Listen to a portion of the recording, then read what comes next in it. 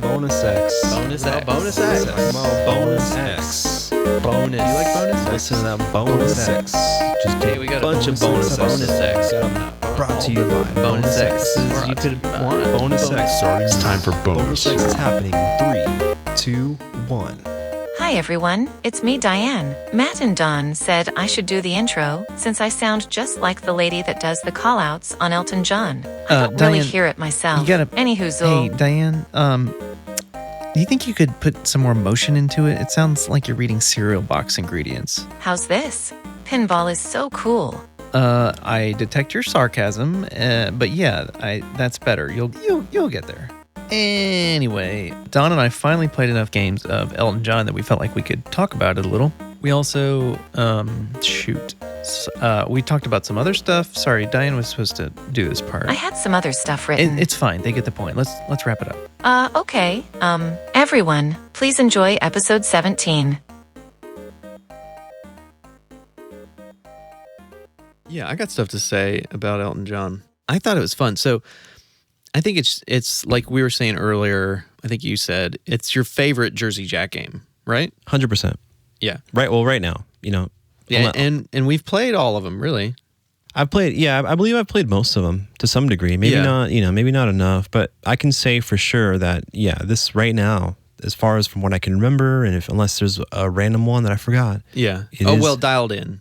Oh, see, Dialed there In. you go. That's the one. That's the one that that's that was the one I was forgetting about. But I would say they're neck and neck because I look at them as two different things. Like I would play Dialed In in a different way than I would play Elton John. Yeah, yeah. And I haven't played Dialed In. I don't think I've played a good Dialed In.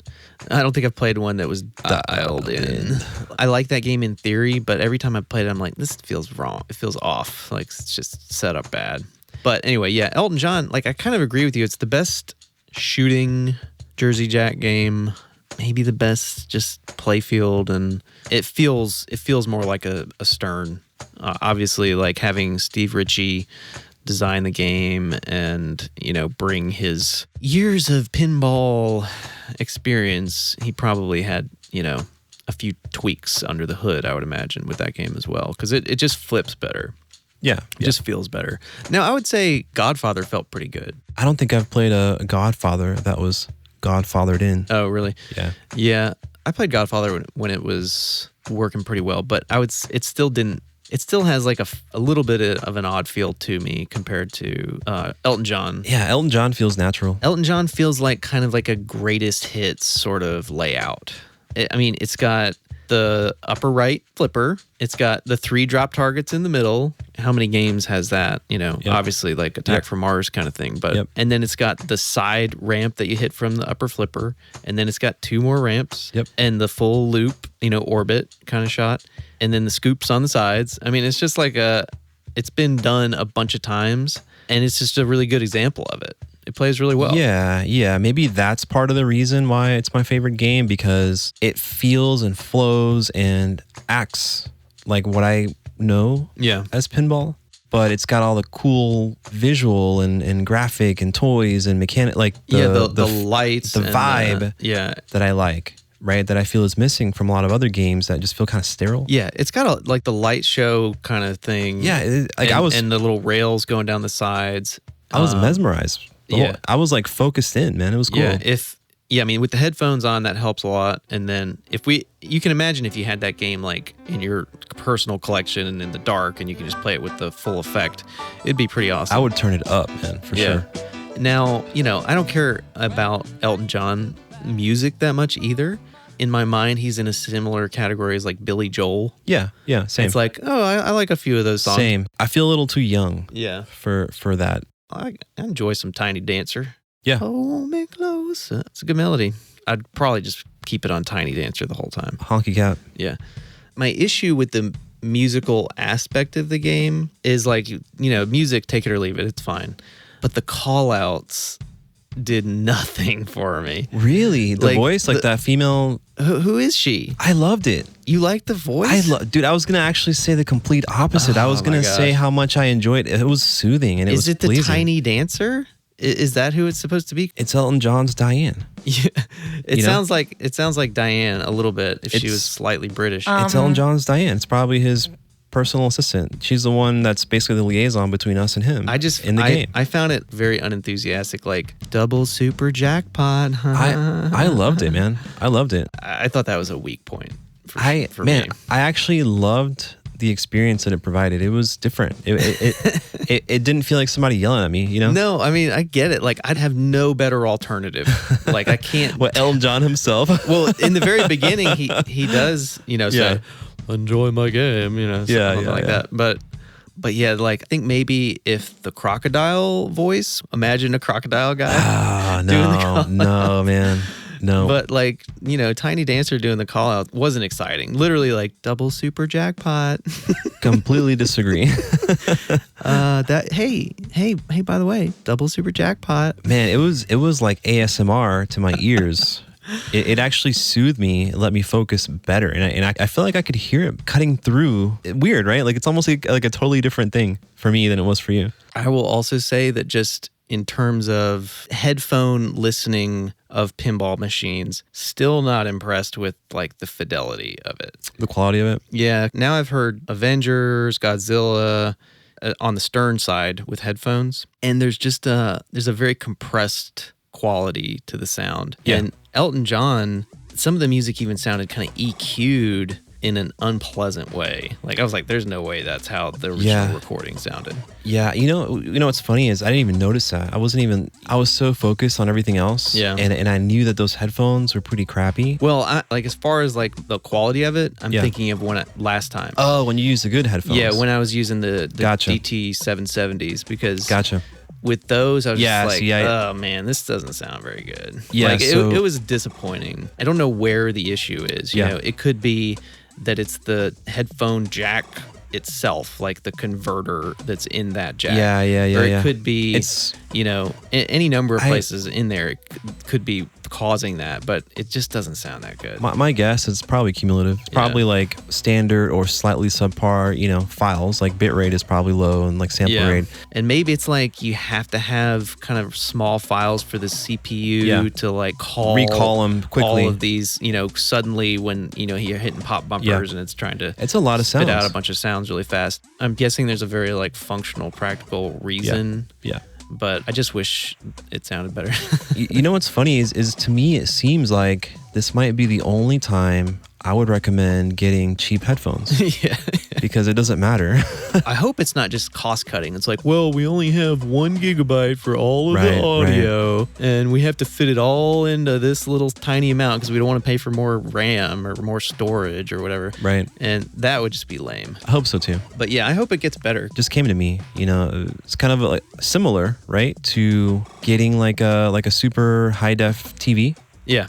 And watching an old show or something. Yeah. Like it's kind of pointless, right? Like it's then you watch the newer stuff. It's all HD and like 4K, 8K, right? High res. Yeah. It almost doesn't matter in a way to watch an older show. It almost looks better with an old TV. The epitome of that is like the Pirates movies. Pirates of the Caribbean. Yeah, because those movies came out when computer graphics was still pretty terrible. Yep. But the TVs were still like 480. Totally and cool. everything was on DVD.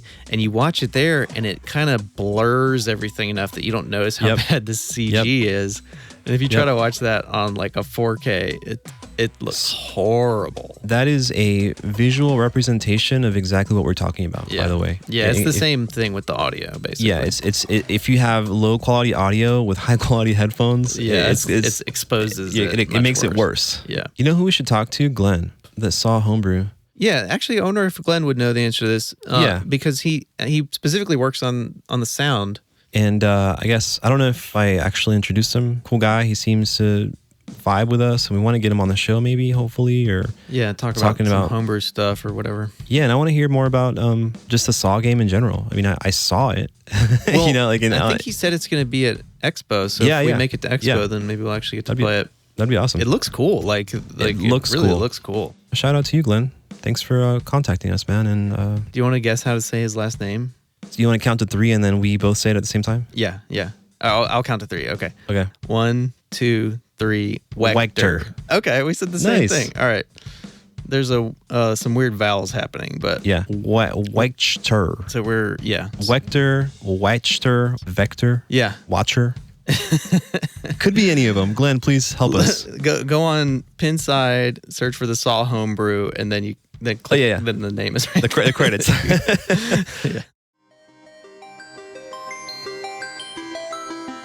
Yeah. So I just want to talk about like how it feels and the play field a little bit, because neither of us have played it enough to really know the rules and like how to blow it up or anything, because that's not how we approach new games. Like we both just kind of like to get a feel for it without like and kind of learn where everything is and what to look for before you get overwhelmed with like all of the rules.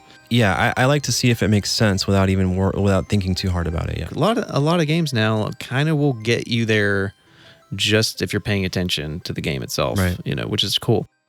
Jersey Jack games in general, with the gigantic display, overwhelming. Yeah, it's almost too much information. Yep. I wonder if Stern is gonna go with like a much bigger LCD on their next system. I kind of hope they don't. The first time I played Wizard of Oz, so I was playing pinball. I was doing like an RPG or something with a map on the screen. There was a bunch of little characters that I was collecting. Yeah. There was some stuff I was spelling. It was all happening at once. There was a twister that came by. I didn't know what I was doing. Yeah. It was like too much. Yeah. Anyways, And sorry. you mentioned it's kind of like casino graphics. And I'm with you. Like it has that sort of vibe, like those casino touchscreen, big touchscreen games and stuff. It has that sort of vibe, which is just like, Anyways, that's my sidebar / gripe about it, but that's what you're describing, right? Yeah. Okay.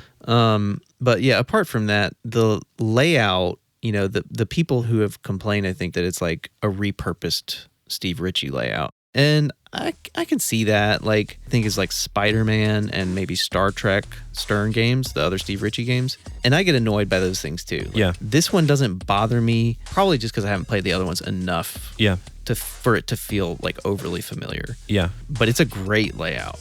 Yeah, Like, I love it. the shots are kind of all makeable, not extremely hard, not extremely easy. The middle drop targets are fun to shoot at. It's a little dangerous, but it doesn't feel like too dangerous.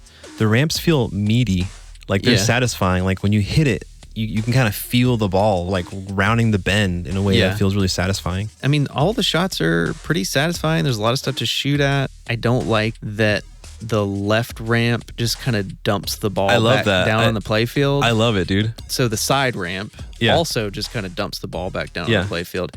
I don't like that. I love it. Part of me is like, oh, it's going to damage the play field. It's smacking into the play field. It's like putting excessive wear. That's why I love it, man, because it's just, so wacky. You know what's funny is that I was hitting that shot. That was the most consistent shot that I was getting yesterday. That's the easiest ramp, definitely. Well, not the ramp. Coming off of that drop, hitting it into the crocodile lock. Oh, yeah. Dude, I was getting that no problem, which is crazy because the ball just like flops onto the play field and I just hitting it right away just from the left flipper. Yeah. I could almost get it every time. Which is crazy because I don't know, for me, I did like it. I like that. I like that. Feels dangerous. It's less clutter on the play field because that wire form doesn't have to come as far down. I think that's a benefit of it, like a clearer play field. Yeah. Practically speaking, it probably doesn't matter at all.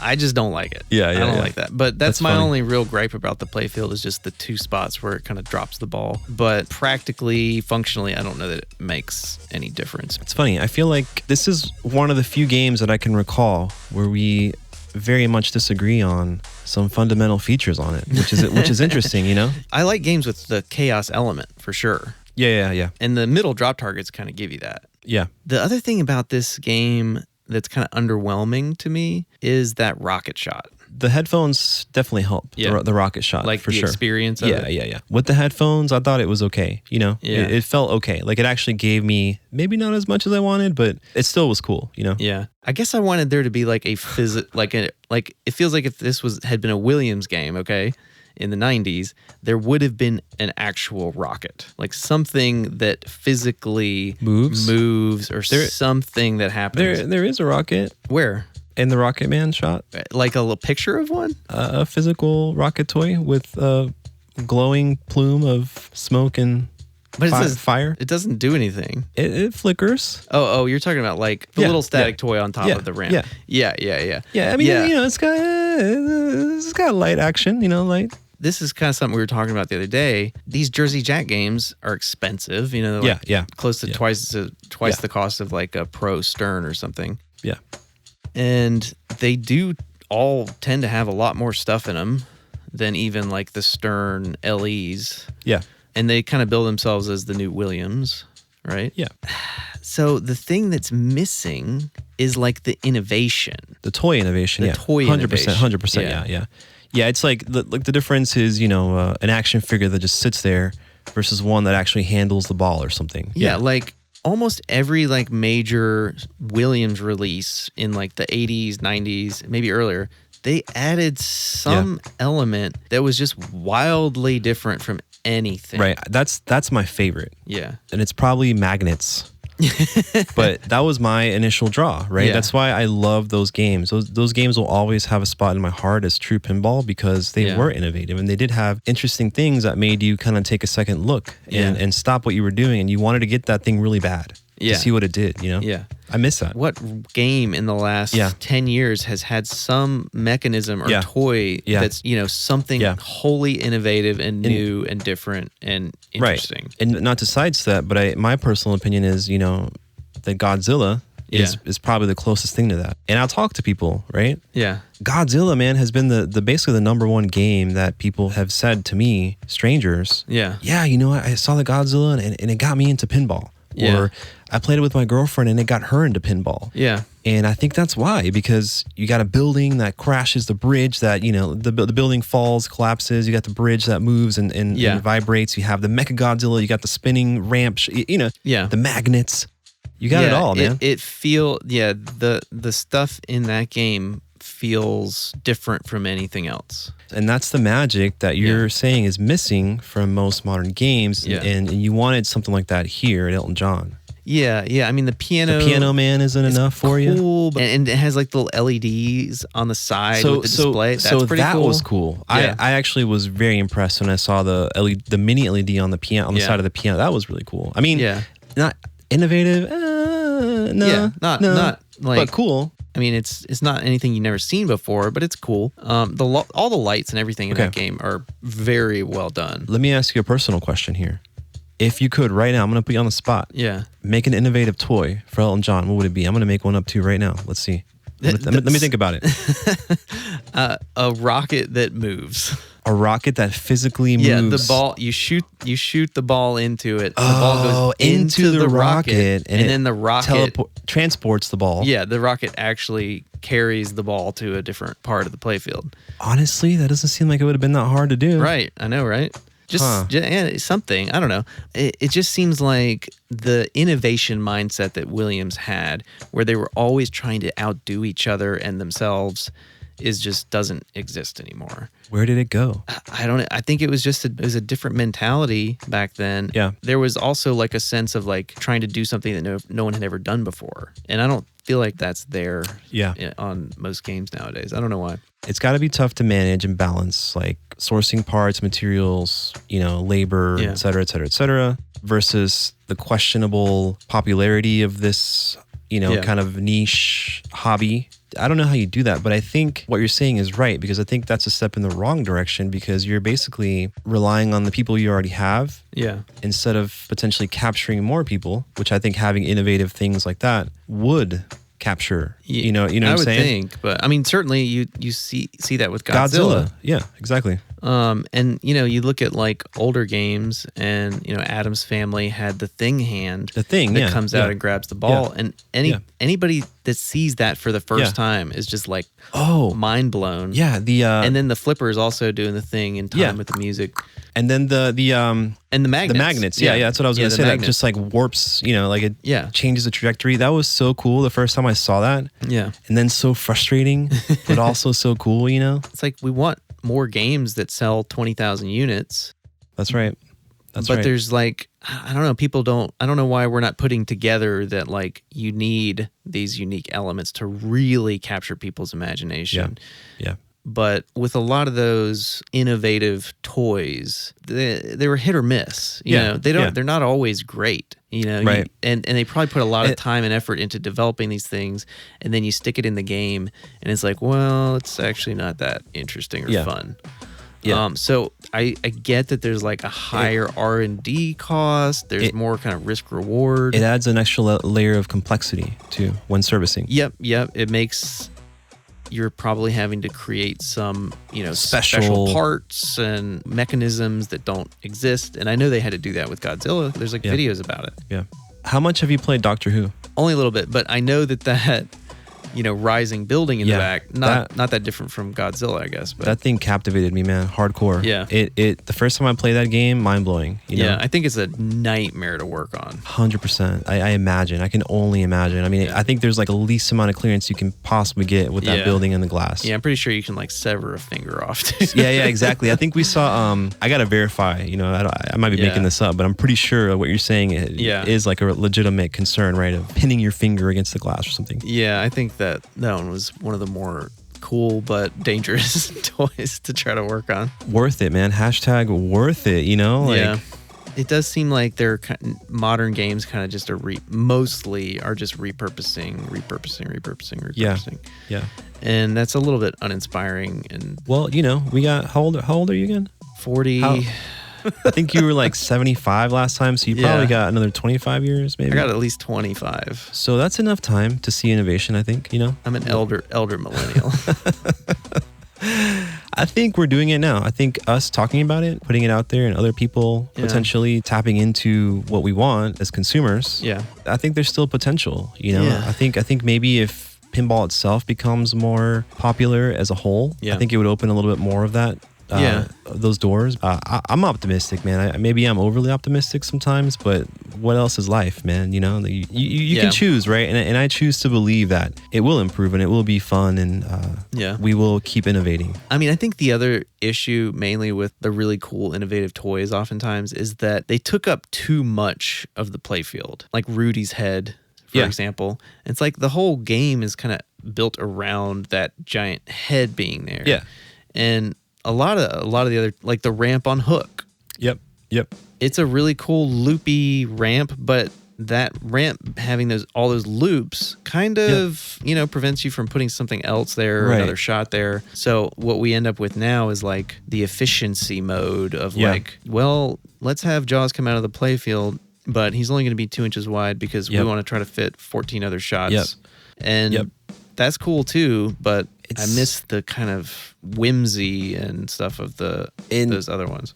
Dude, and I would take that singular hook ramp over any other 3 shots you could have put in there. Yeah. Because that, to me, that ramp alone makes that game. Yeah, it does. And that's what got me to even look at that game was what the heck is this? What happens when I go up there? Yeah. It has that whimsical, I want to see what it does. I want to hit this thing as many times as possible. Like Creature from the Black Lagoon has similar, just kind of excessive ramps everywhere. Whitewater. Yeah, Whitewater has these just kind of flowing, swirly, takes up a ton of space. Yeah.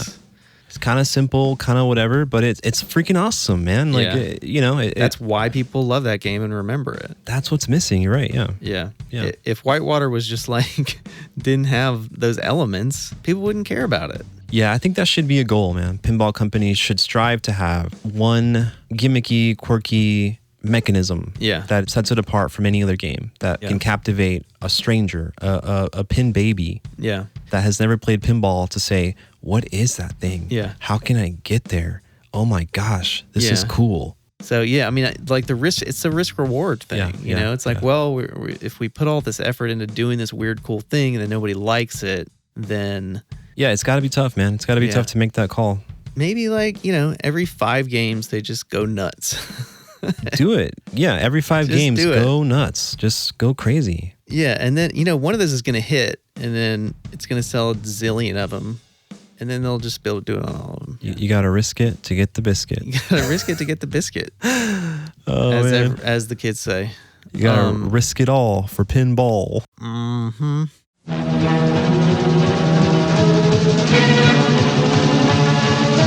Coming up on the Bash Pinball Podcast. Does John Wick live up to our own hype? Should you take headphones to the arcade like a little dork? Stay tuned and all the mysteries will be revealed. Hold on. I thought I was going to do the outro too.